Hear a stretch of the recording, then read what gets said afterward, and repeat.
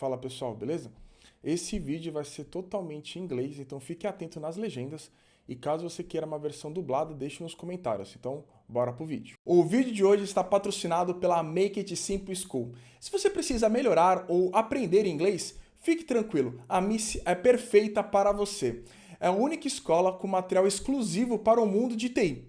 As aulas são ao vivo, individuais e contextualizadas para de fato ajudar você no dia a dia, com planos de acordo com a sua necessidade e dificuldade. E não é à toa que eles são parceiras do CodandoTV.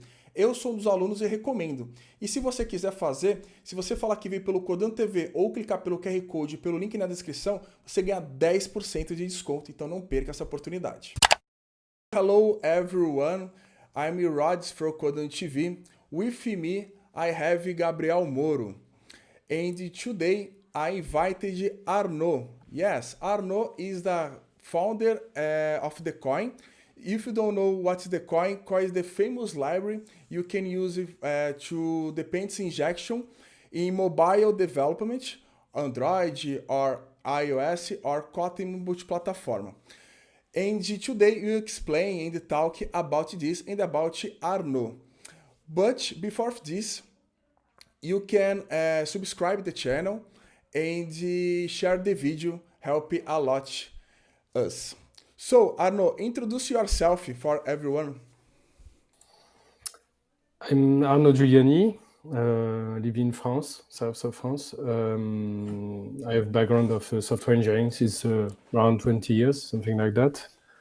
And yeah, a big background also in Android. And in 2015, beginning to play with Kotlin.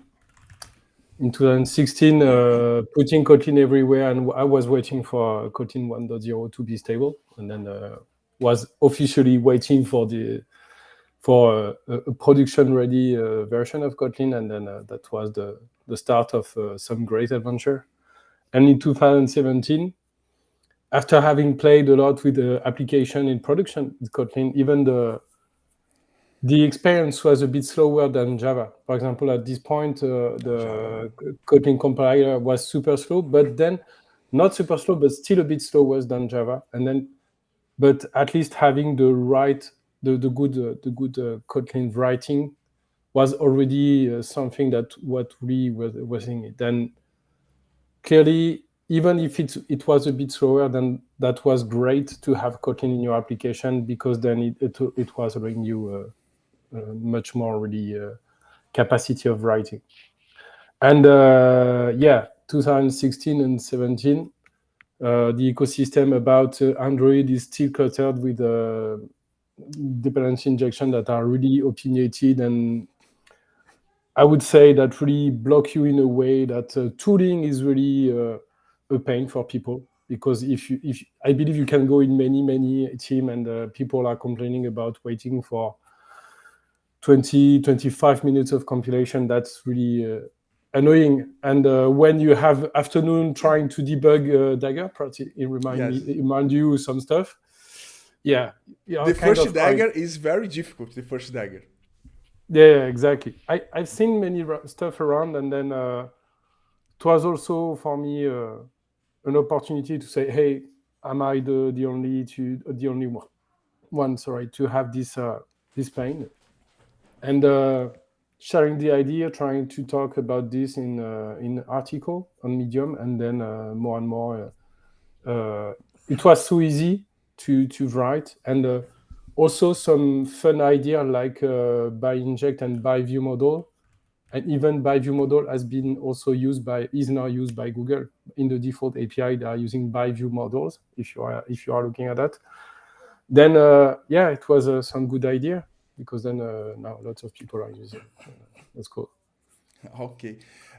Why did you move to France? Just to work, or the particular? I live in France. I live in France, but then I could work for many remote company. Okay. I don't know, but what is the feeling when you are working in these companies and you say, oh, I have a library called Koin, and it solve a lot of your problems here. Let's use that. Or the people, oh man, we are already using Koin. And what is the feeling when you? The fun stuff is that it went through super quick. Like I made some workshop in 2018 and 2017 about life cycle, view model, and it was the beginning of architecture component. Because officially in this time, Google unlock Kotlin language kind of says, okay, we recognize it as a language, not yet the official language for Kotlin, for Android. But then there was a bunch of tooling that were trying to rescue people about MVP and the old way to try to subscribe and subscribe presenter and all of this stuff. Already in 2018, 1 year after that, I've seen many people, lots of people were already talking about the library locally in Toulouse, where I live. And then lots more and more people were using it, and that I would say it's in 2021 I really realized that there were lots of big companies that really were using it, like dozens of modules, and really that was the point for me to say, okay, there's something really serious. Because the problem that DAG is well integrated into a project, and when you propose to change it to your Koin, is the big feature in the product. Yeah. It's one of your main pain, and you are losing lots of time with that.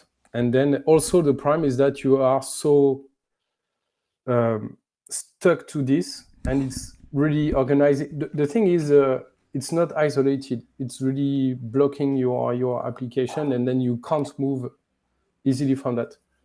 With Koin, finally, I found many ways to try to bridge application, and then to partially migrate things, and then bridge between two worlds. Yeah, exactly. You need, because if you can't really upgrade something step by step, like Kotlin at the beginning, I believe you tested it in some application, and there were lots of Java again, and then you could be in position to test that.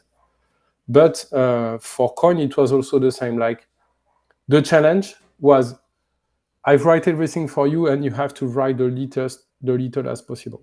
Write the smallest expression and the funniest stuff you need to write.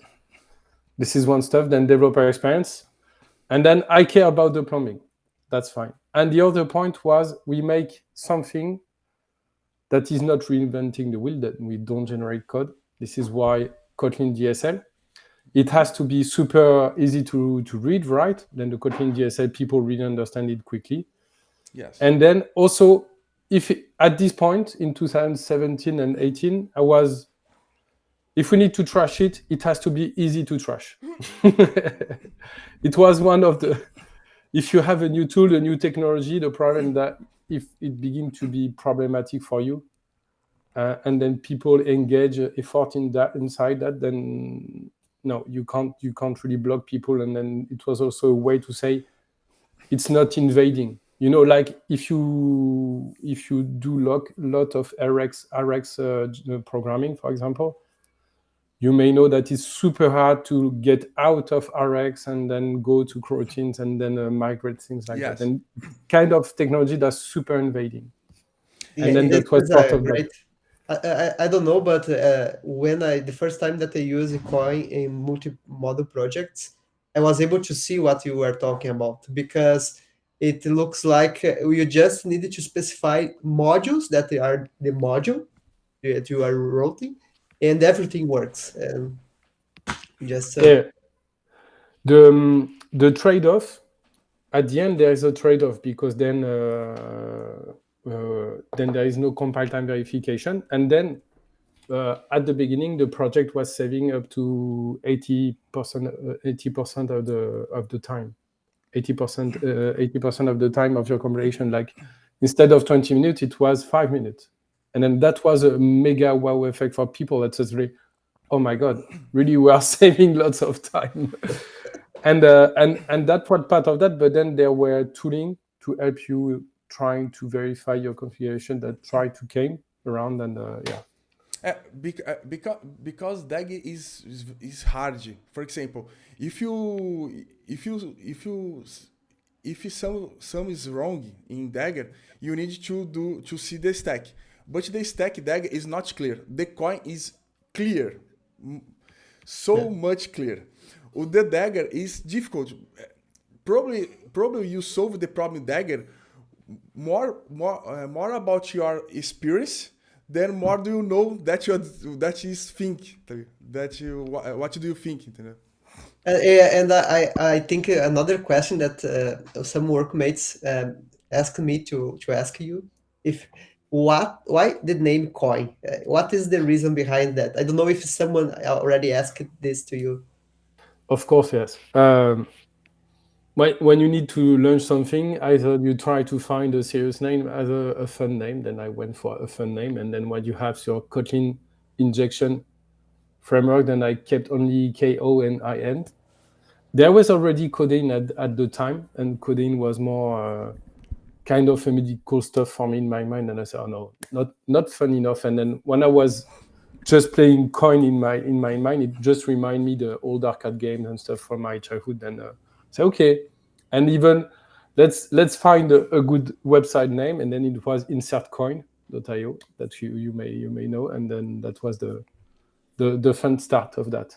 And it remained because finally it was the fun name and also a fun logo, because the logo is a symbolic Pac-Man. And then at the beginning, your shirt is the Kotlin or Koin. Yeah, it's one of the Kotlin. Yeah, this one is Kotlin. I have some Koin t-shirts. But the Koin logo was a ring, a coin, and then inside the K of Kotlin, and then at some point it was crossing like a Pac-Man, and then say, oh, yeah, that looks like a Pac-Man. Yeah. And then the fun stuff was to say, okay, how I can arrange that to make a fun logo too, something easy to use for people, and then that. Pac-Man is eating all the complexity that you have in the dependency injection. That's it. Yes. Thank you. I know. How did you about official partnering with companies like JetBrains? And what role do these partnerships play in development and growth with them? Okay, in terms of partnership, I would say in 2016 they were looking for making a Kotlin community growth, and then it was more something really peripheral and not yet about ecosystem growing. But then both Google and JetBrains, they were looking for people to try to make this ecosystem grow. And especially like in 2018, because it was the rise of Kotlin Multiplatform, and then the first opening for Android and iOS code sharing. Then for that, I've been in touch with people regularly from JetBrains about, for example, for library publication. For example, what's the problem? How do I publish my documentation?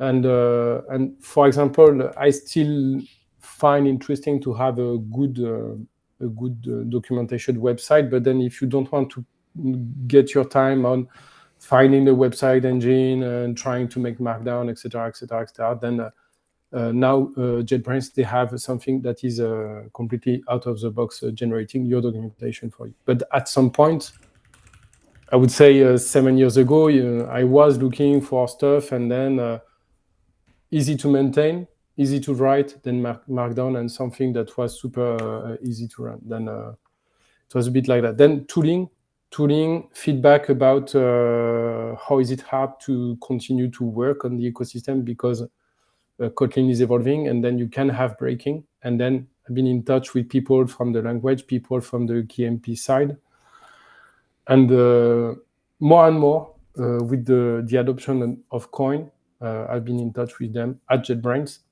And then I'm also a Google developer expert. I'm part of the GD program for the Kotlin side. And then they were also pushing for people that are pushing behind Android and the Google technology like Compose, with Kotlin, and then Koin is part of that, because then finally Koin is Yes. pushing for Android and Compose development, and yeah, they are Koin is keen on that. real for this scenario. It's real. To this Yeah. So, No, I but have a question no, regarding no. the. Go ahead. Before this, but when I have the new feature, you need to pass to check JetBrains or Google to approve this feature. In the daily life, there is a few way to introduce new feature inside code a Koin, or to work with Koin. There's either catching up with one of the ecosystem, for example, Android, new lifecycle API, new view model API, for example. Then I need to document myself, understand, even contact people at Google. Still have many contact at Google team that help me understand how works such API. Okay. And then I'm in contact with Google Android team. And on the other side, with JetBrains, with Kotlin Slack, is super easy to ask the JetBrains team about anything and find someone that help you on this or this. And also, I've been in touch with Kevin Galligan from TouchLab, who work a lot on the native side on KMP, and he helped me since the first version of Koin. He was starting CamKit. This is his project about starting a template project for starting KMP projects. And Koin was inside. And yeah, we work together on the memory allocation, the memory manager for the iOS side. And because at this point, it's like coroutines. Between 2018 and now, there has been some big steps, and then things are evolving. Then you need to update things. And then if there is new, mainly and regularly, really my way to see is really to take around the feedback of people, understanding how it's improving the experience. And the hard way is to say yes or no, because yes, okay, it's bringing something interesting for the platform and we can maintain it, or no, it's really too much a niche for us. You can make your own extension, but in terms of general usage, for example, we don't see around. I try to double check with other experts that are using Koin, like John O'Reilly, that is making lots of KMP application, if you are following him on Twitter. And then, for example, John is giving me some feedback about usage and so on. Then people are giving me feedback at different level. I'm in touch with JetBrains and Google team, and then following up all the ecosystem and APIs and how it's going. But after this, we test your change. Yeah. Okay. Yeah. But then the thing is, we need to understand the experience, the proposal. If it's not super, it can be yet a bit wet, then we need to alert people and saying with annotations, it's experimental API, be careful, we might break things. And then we test things over release candidate, beta version, and then we try to get feedback. The idea is really to get feedback regularly and then stabilize things. Now this is the strategy for Koin, because it has been super hard. You may imagine, like, for example, multi-platform was super volatile in 2018. Then it was breaking always. Compose was super volatile since the day Compose is another word. Compose is another word. Exactly. You may imagine how much it was breaking before the versions 1, 2 version that is currently now and then. And the rhythm of releases for each team was completely not synchronized with what I could propose. Then it was really chaotic for me to try to find a peaceful way to give you new features, but in a good rhythm, trying to catch up with the old ecosystem. And also JetBrains, they are publishing now Kotlin language every 6 months now. They have adopted this rhythm. Then Koin now is publishing community version release every 6 months, trying to push also new features in the next 6 months batch, but then making support for people for the current 6 months. Okay. Moro, do you have a question? Yeah, I just question about what Arnaud said. So you are in touch with Google, JetBrains, each time the ecosystem changes, so it makes very complex to maintain Koin. What is the biggest challenge to maintain Koin, to keep Koin alive during this time? The challenge that the first one, as you are saying, is catching up around the ecosystem that are evolving, understanding the new usage. For example, Compose, we don't use by inject. We are using new APIs. We are having new usage, and for example, a new language feature may introduce either new usage, either will deprecate some of the stuff that we're doing. And this is where there is a need to explore that, to understand how the ecosystem is pushing, and also trying to be proactive on that. The other part really is trying to have feedback regularly on what is good and what is wrong. Then, because then perhaps there is some API that are really not good at all, and then we need to know. And GitHub, I'm really looking all the GitHub issues, going on to Slack language, the Kotlin Slack language space. And mainly for me, that's so, because then I can't really chase all the other space. Then I invite most people to come here on GitHub issues and in the Kotlin Slack to give feedback, try to contact, and then I see if there is problem. For example, we deploy a new version and then it's breaking a lot, some people's application. That's one of the worst case, but then also they can easily roll back, or quickly we can find a way to work around. I believe we need to be super close to people that are really giving lots of feedback. This is super important. Okay, you talk about Compose, the patterning with Google or engine JetBrains, but now Coins works to iOS because the Kotlin Multiplatform. How works this? Because iOS is another word. The same JetBrains is investing in the iOS JetBrains native supported content. to you this topic. Okay.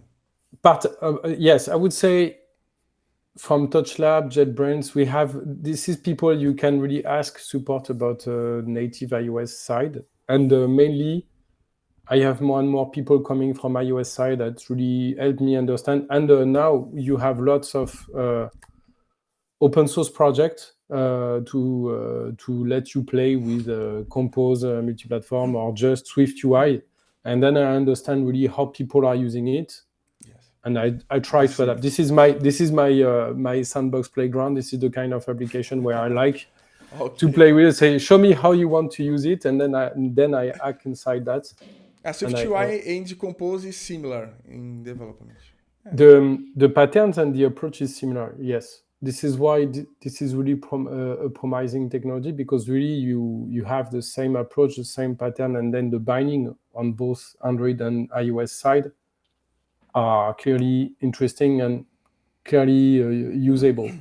But the good thing of KMP is that you can really unlock any part of your mobile application that really you want to make it fully native and take completely your hand on the Swift UI and then just call some Kotlin API. Okay. Then it's not yet perfect because Kotlin is at the start of really generating Swift interoperability in a good way. Because until now it was really Objective-C. Yeah. And for example, you have the namespace clash, like everything is in the same namespace, then you have all your classes in the same shared folder, and then you have to take care about your naming, for example. But then, yeah, for example, you don't have Kotlin extensions, you don't have access to all the generics, you don't have access to many of the magic of Kotlin, then you have to really understand what you offer to iOS people, because you want to also offer them a good developer experience. Then that's another challenge. Yeah, big challenge. Okay, do you have many challenges?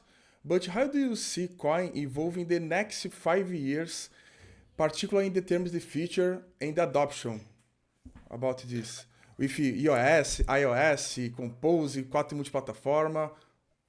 The thing is, the project started 7 years ago already, and that's a great thing. I would say like in 2020, I begin to start looking at statistics. This is when I was saying between 2020 for the COVID time and 2021,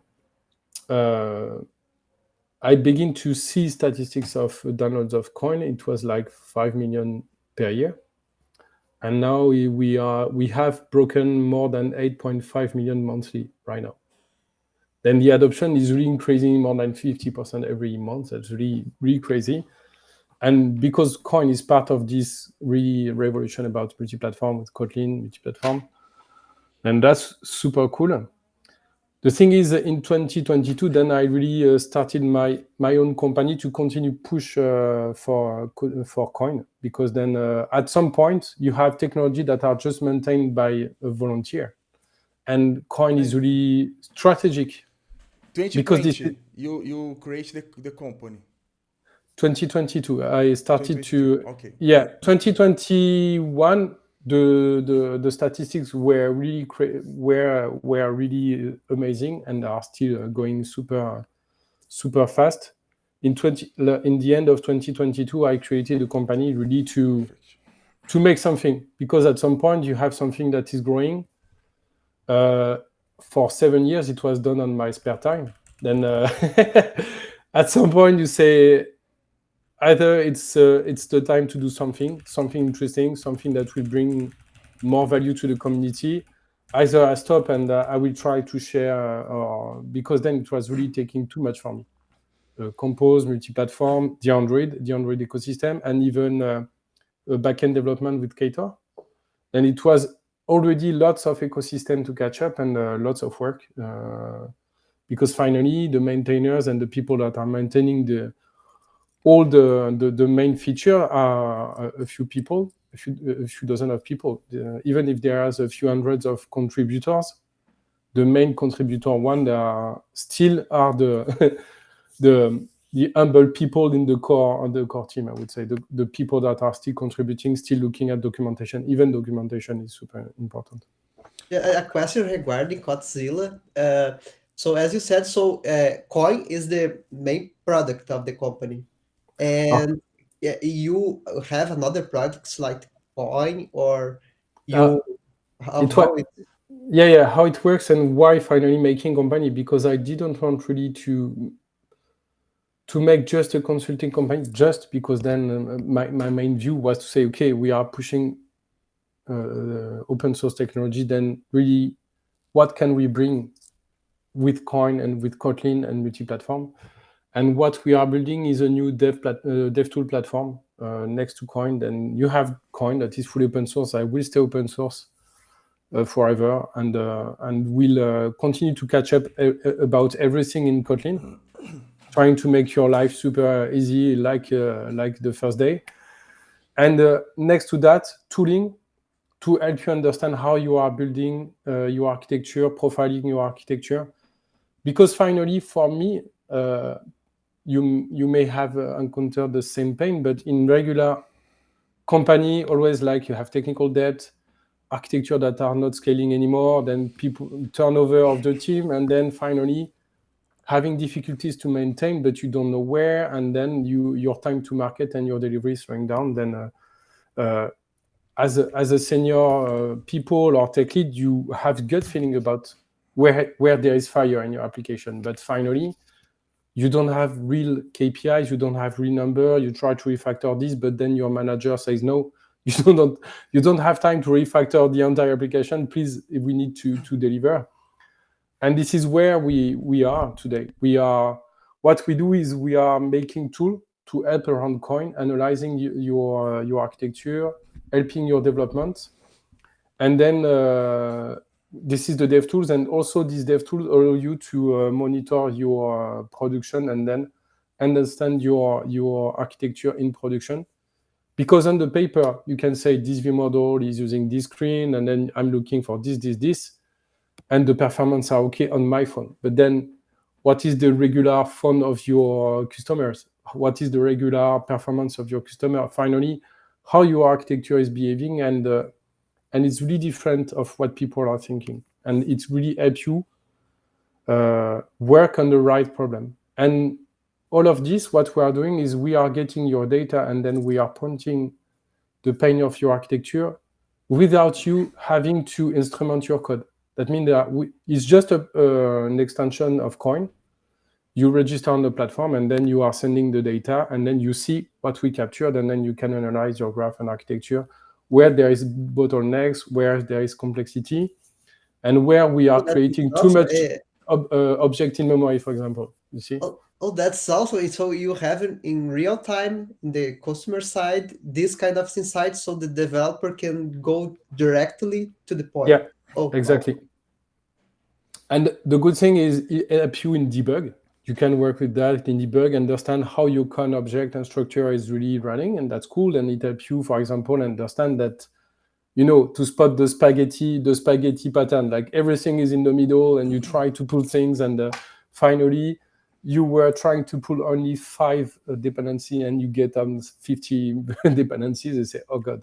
And you don't understand that. Like we have people that are few hundreds of layers of component, and then don't really realize in terms of impact what is it. And then and it's interesting for us. This is the starting of the adventure, and this is where we are today. But really, for me, is really continue to push Koin and the Kotlin ecosystem, and having a developer tool to continue to push for the developers, help the developer, and help also team to have the right decision in terms of delivery and refactoring. I'm curious with your topic. Do you have a company, Kotzilla? Okay. And the Koin, this big product, I think that's the company, but the Koin is free. The Koin is your company is considered your job for both time and money, because you need to live. You need to exactly. Okay. And then this is the challenge. This is the challenge of living with your business, especially in open source. Is finally understanding what kind of tool, what kind of technology, and who can buy this, who is interested in this, and this is where we are. I'm not. We are in this way. Like, we know that we can help people, and we are testing this tool. We are testing the experience, and testing if finally people are okay to buy such a product, and then if for us we can live with that also. Then because if you live for consulting, this is my background. I live with the Spring framework and also big Java development framework for server, like JBoss and other, like all the Tomcat ecosystem and stuff. And it was really impressive because Spring was super open source, and most of the backend application are still running Spring those days on the Java industry. Yes. And the problem is that next to that, the business for them was just consulting and training. And then if you want to do like that, you have to have people in all the country, in all the space, and you see and speak with people locally. Then that's really hard to scale, and it's really hard to go. Then and then this is the trade for us. We are helping people. Then a tool for us is to spot your pains also via our tooling, and then we can discuss with you. Of course, we have support, but then we are less consultancy directly inside the team, and then we work with you. We are really helping you directly on one spot on a particular area. And the evolution for Koin will clearly be pushed by the evolution of Kotlin. Clearly, like the language evolution. But then, for example, at Kotlin Conf now, you can see that there is half people from backend and half people from mobile that are coming to Kotlin Conf. It was 2,000 people this year. That was really impressive. And very impressive, yes. Then things are evolving. The Java ecosystem is evolving. More people are coming to Kotlin, and there is still this mobile ecosystem that is super living. For example, we don't know how much things will be regarding Flutter or any kind of other cross-platform technology, but this is not the same approach. Like really, Yes. Finally, Kotlin, you keep your native skills, you keep your native team, and then they can really collaborate more closely. If you choose Flutter, they have to learn Dart and all of stuff, and it's not really native. And, you are the means, not the end. The end, the Flutter, okay, Kotlin Multiplatform, okay. The Koin is another way you can use Koin with Kotlin Multiplatform. E Kotlin Multiplatform promove Koin. It's good because I think that the only way you can use dependency injection in Kotlin Multiplatform is Koin. Is correct? Yeah. Okay. Yeah. Oh. The first time that I started working with Kotlin Compose Multiplatform, the first thing that I searched Koin and Kotlin Multiplatform, and I said it's possible. So it was and now that JetBrains is investing in Fleet is the ID yes, that lets you the new ID. write in Kotlin and Swift. This is really impressive. Do you like it? I haven't never tried. Give it a try. Like you open one open source project in KMP. Like is now, better IntelliJ or Android Studio? The thing is that if you are refactoring one class or one function or one name in Kotlin in Swift, it's directly refactoring your Swift and inadvertently. And then you can really run both Android and iOS application from Fleet. You don't need open Xcode. Okay. Exactly. And it's not Xcode. Xcode is still a bit boring in terms of refactoring, breakpoint, and but this is the Apple ecosystem. And really, what is super impressive this year is that now really Google confirmed their engagement into the multi-platform ecosystem because they have unveiled the Android lifecycle and the Android library as part of the KMP side. That means that Google is making the Android library with the lifecycle, with the concept that are clearly standard as KMP, and then JetBrains take the iOS part, is compliant to the Apple ecosystem, and bring the mapping from Android to iOS. And this is where we are today. And this is why week before, Friday just before Kotlin Conf, I published Koin 3.6 beta 4 and the Koin Compose 1.2 beta 4.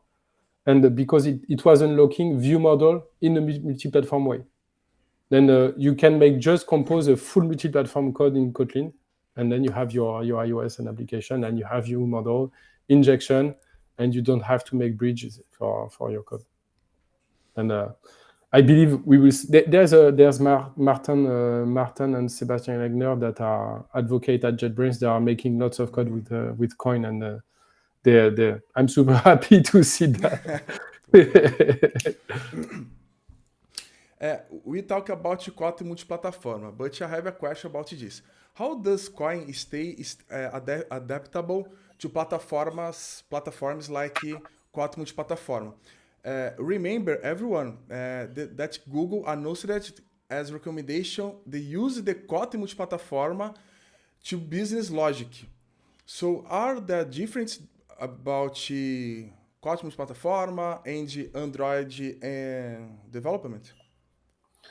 In the Finally, if you take the native side apart, like the UI, you say, okay, remove the UI, all your logic, finally, you could write it as a pure Kotlin function because you have a multi-platform HTTP client, multi-platform settings, you have multi-platform login, then you will begin to have a full stack of library that offer you a way to go multi-platform without you having to think, okay, how is it running on iOS? How is it running on Android? And this is really what the target behind KMP. But in terms of engineering for us, the good way to go is really to say, what really can I save? What really can I architect? How can I design things to be really independent from native problematics? You see, finally, you have all your business logic, you have your persistence logic, you have your data logic, and then already you can really share that because this is purely Kotlin function. I would say, and you can have a few components, and then you wire the UI, or you wire things around that. But then at least you have something that is running, and you don't need UI, or you abstract really from any kind of other interaction, like anything that you can do on the mobile side. You can really abstract them in terms of business for you, and then have the interoperability for the iOS side. And this is what Google really advise as a shared common code until the UI stack, really for you to say, okay, you can really save data, persistence, repository, almost view model, and then you can have all this logic. Yes, the layer, the domain, the data. Exactly, and then the bridge today is a bit is still blurring, and it will be more thinner and thinner, because now coroutines begin to be more usable with Swift people, and on Swift side they have the async tool that are being to be like kind of a coroutine operator. Swift UI, Android Jetpack Compose. Then you see that lots of things are really in common in terms of pattern. And then if you prepare yourself to really design your common code as really agnostic, then after that you can really embrace your UI integration on both sides. When I create about business logic in my work, I use the Koin, obvious, but I use the Koin has the good feature for me. This create another global context. There are the global context in the project, and you can create another global context. And this SDK esse multiplataforma SDK is another global context. It separated the global context default on the projects. It's so cool. I like so much this, because you can literally separate everything in your dependency injection. It don't shake the things. It was also meant to be that, like, the tool Koin don't have to constrain you. You can use the tool, and then yes. you can. And this is this is a bit the problem as a tech maker, is how we can let you do the right thing because we want to constrain you, or let you do things more in the way you want, but then you have to also accept some limitation of what you are doing, or accept some side. And this is also what we try to do at Kotzilla, is then we are monitoring the multi-platform and shared code side, understanding how it's behaving in your code, because you are sharing objects, you don't really know when it's created, the instance and stuff, and then avoid this bugs. Is part of yeah, exactly. Avoid a lot of bugs this.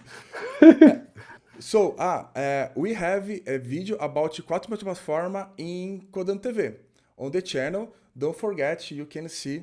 Okay. Moving on.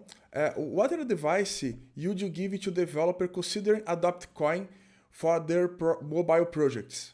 For example, I use Dagger. I use Hilt. Hilt is good, like than Koin, but what your advice is for them? There are several cases. I would say the first one and the easiest one is you don't have anything, you don't have Dagger, then you can try easily between Dagger and Koin and choose by yourself. And then you can choose the way you want. Koin offer you DSL, but also annotation processing, and then Koin annotation is a wrapping around Koin to let you having the benefit of annotation processing. And even we are detecting more things, really, and you don't have to write much. You write really less than the DSL, because with annotation, we can detect a bit more things. But then you are free to choose, because then there is annotation, you can use annotation. There is DSL, you can use DSL, and that's fine. And I would say this is starting point. You have tutorials, and there is a few ways to go easily with that. And with that, there is after that some case where you have already an application with Hilt. I would say, do you have pain? Is there any pain for now? Because I met some team where people are super happy to use it, and I say, but that's fine. If you don't feel, because it will be an effort for the team. It will be a technical depth to try to be absorbed. In few days, you use Koin easier. I Exactly. just wanna add something. Ask to these people that are using Hilt how they inject things in a service, because with Koin is easy. It's amazing. Clearly, and also in Koin you don't have to bother about scope too much. Really, you are using scope really when you need. And I would say my advice is keep things super simple all the time. Koin is meant to be simple, and if you are making a nuclear factory with Koin, then it will be what you are doing with that that is the nuclear factory that is causing you a headache. But I would say, do you have pain? Do you have problem?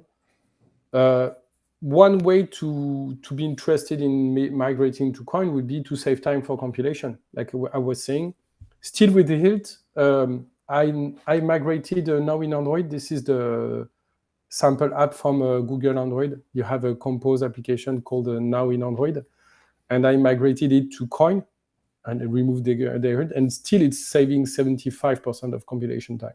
Still, then even if your project is compiling in 5 or 7 minutes roughly, then you are saving 75% of the time. Then really there is that. And I would say now with all the people that are using Koin is not just only for small application.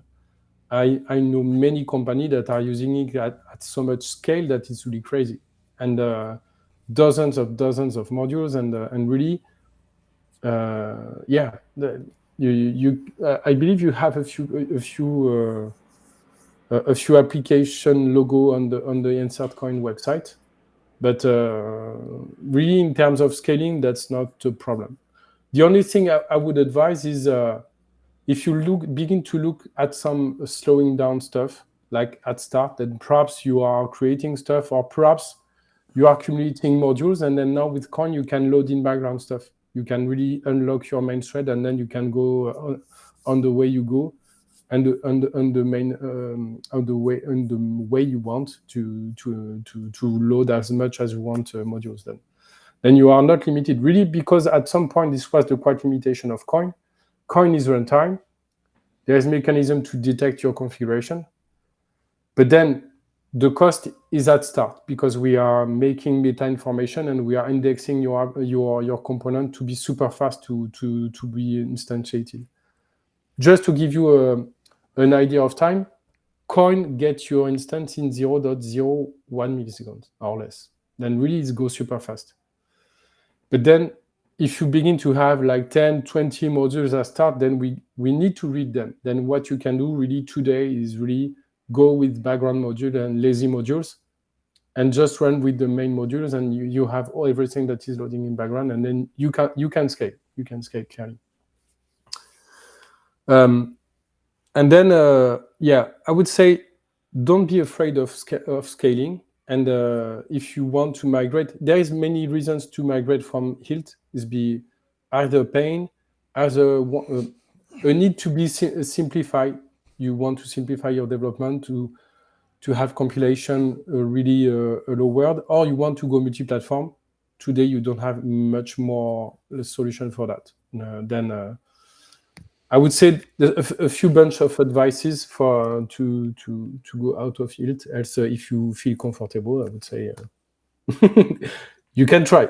But then if there is more people at some point in some team, you have the Dagger guy, and then he knows everything about Dagger. Then this guy don't want to go out of Dagger, and from the beginning, it's a bit David against Goliath, like Google providing Dagger, and it's hard to provide an alternative to that.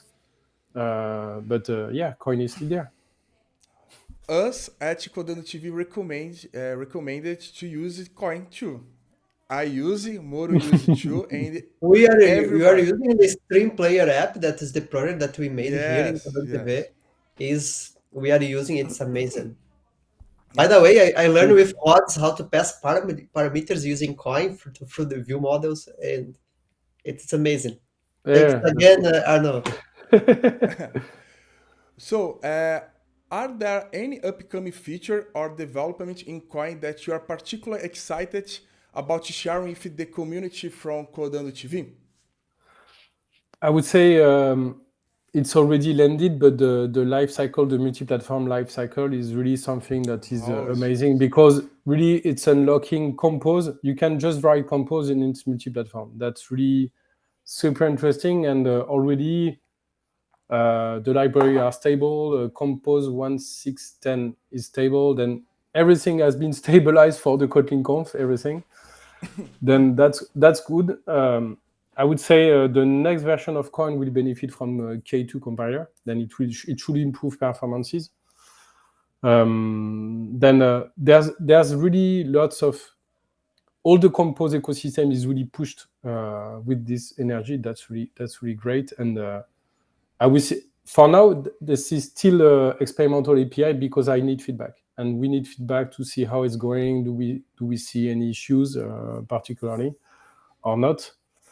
Around that, there's the iOS and KMP integration that are still on the way to go, because then there's much more to do to help iOS people to use Koin, start Koin, and again, for me to let you write less code as you are working your mobile application.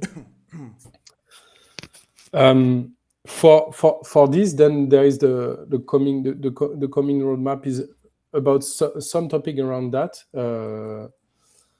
Some internals that are deprecating a lot because there is old APIs that are beginning to be deprecating in 3.6 and 3.7. New tool for verification that are coming because the tool like check modules are not great, and people are. It was super hard to use. Then I try to find solution around, but one solution I'm currently investigating is also a plugin that we are developing, an IntelliJ plugin for you to have your information for your app, and then also an easy way to understand what's going on with your data with Cloud Inject. But it will be scanning your configuration. For Koin 4.0, that's a good opportunity to trash all those old APIs, because in many years, like 3.0 is 3 or 4 years, something like that.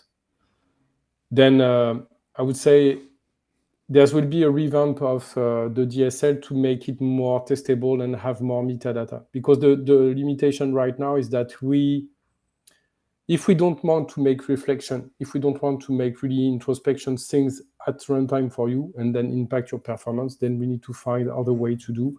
And then the best is either annotation, either Kotlin compiler, either having a DSL that really describe the meta information that we understand what you are doing. For example, this parameter is dynamic parameter, and then we understand how it will behave. I would say for the Android ecosystem, it will be stabilizing all the view model part, all the Android experience, and trying to make Koin much more testable and having more possibility to plug extensions. The coroutines, there's already a first extension for the coroutine engine that lets you load things in background. And this is the way I would like to try to propose things, is really to say, okay, now we can plug and play things inside Koin and activate things, for example, for KMP, or things for the backend development that are quite interesting. And Ktor also is also on the roadmap, as more and more people are using Ktor. We are using Ktor a lot at Kotzilla. All our infrastructure is in Kotlin and backend Ktor, and that's fun, and we appreciate. Then advocating, we are still pushing a lot for KMP, like for tooling, for the ecosystem. We will see what's going around, but then for now, it will be about navigation, view model, stabilizing everything. One way we are also, I'm testing something is also dynamic module loading. Like you have a navigation route for your compose, for your screen, and then we can invoke dynamically your module at this point. And then you start really with minimalistic application and modules, and then you can even go in this point and then load this part that is entirely dynamic. And this can be interesting in terms of extending the navigation for you and bringing dependencies where you need only them. I believe there will be an update on the Koin blog about the roadmap and stabilized roadmap, but I would say the coming version will really help embrace the ecosystem that is pushing a lot for the latest version of Compose and Kotlin. Do you have this roadmap, the Koin? I have it on a few slides, and I didn't have time yet to write it completely on Medium. But yeah, it's. I believe there will be an update on Medium on the blog of Insert Koin. There has been one, I believe, at start of the year. If you can, send me that.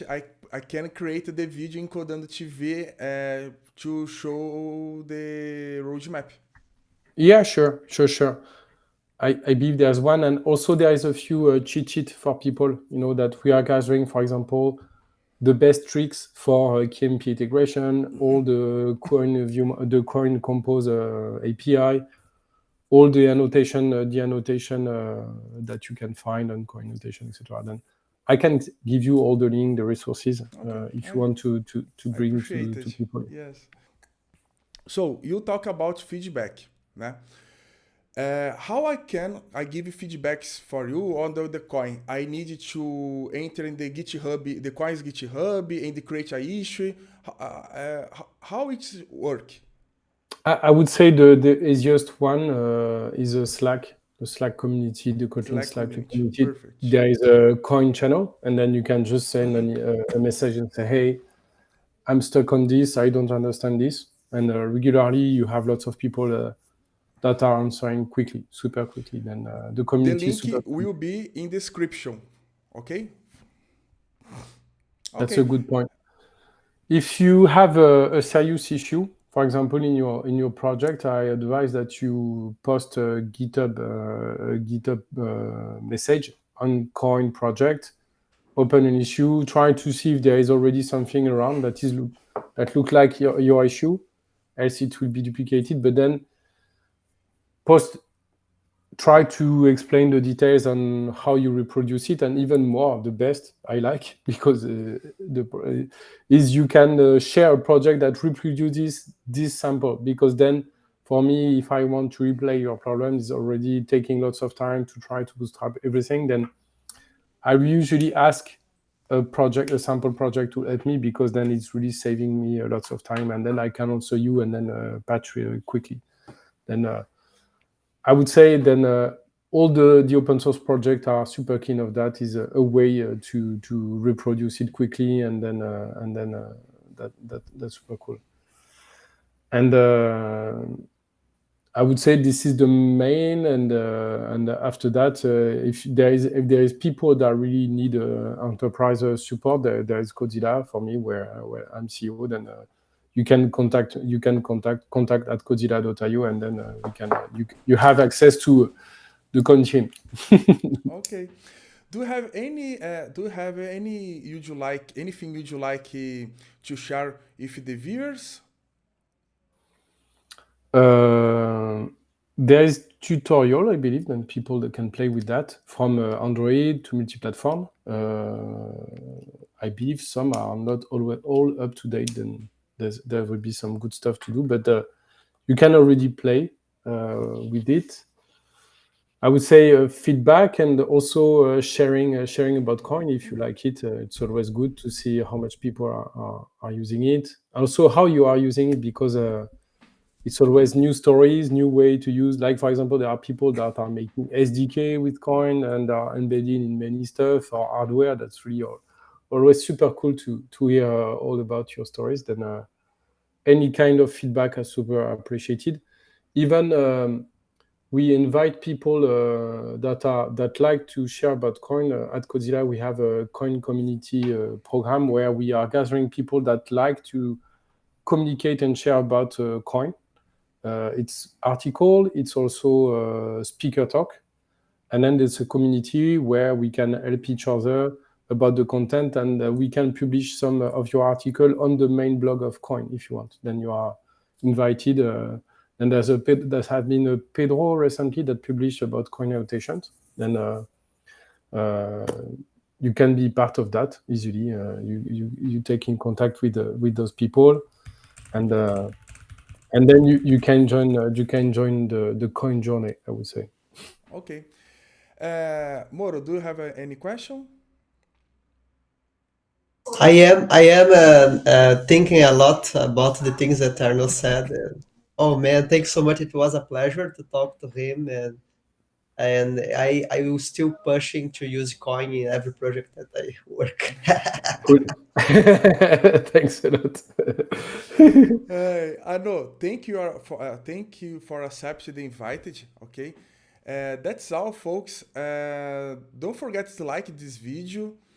You can talk anything, Arnaud, or you can finish.